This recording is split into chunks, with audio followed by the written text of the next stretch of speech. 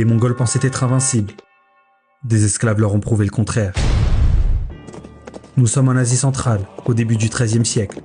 Les Mongols dominent, ils croient tenir leur pouvoir du ciel, porté par une mission divine, conquérir le monde, soumettre les peuples. À leur tête, un homme, Gengis Khan. Son nom résonne comme un orage, sa réputation est connue de tous. Gengis Khan ne négocie pas, il écrase. Et partout où il passe, il sème terreur, destruction, soumission.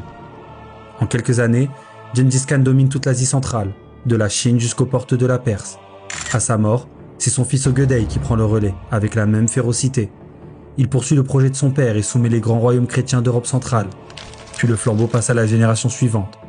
Qu'importe qui dirige, l'ambition reste la même, conquérir le monde. Les Mongols continuent leur avancée en terre musulmane. Bagdad tombe, la Syrie s'effondre. Ils se sentent invincibles, inarrêtables. Alors leur regard se tourne vers l'Égypte. Mais ce qu'ils ne savent pas, c'est qu'en Égypte réside une dynastie qui va briser leur élan. Les Mamelouks. Originaires des steppes, dans les plaines turques et caucasiennes, dès l'enfance ils sont arrachés à leur famille. Vendus comme esclaves, ils grandissent loin de leur terre, loin de leurs parents. Très jeunes, ils sont formés à devenir des soldats d'élite.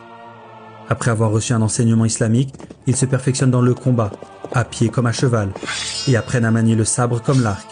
L'objectif est clair, faire de les cavaliers d'élite de l'islam. Esclaves affranchis, ils deviennent les soldats les plus redoutables du Proche-Orient. D'abord simples serviteurs, ils servent la dynastie Ayyubide avant de prendre leur indépendance et fonder leur propre empire sur les rives du Nil, le sultanat mamelouk.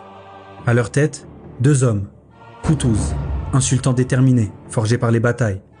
À ses côtés, Beybar, un génie de la stratégie militaire, un tacticien hors norme, le cerveau derrière chaque mouvement de l'armée mamelouk.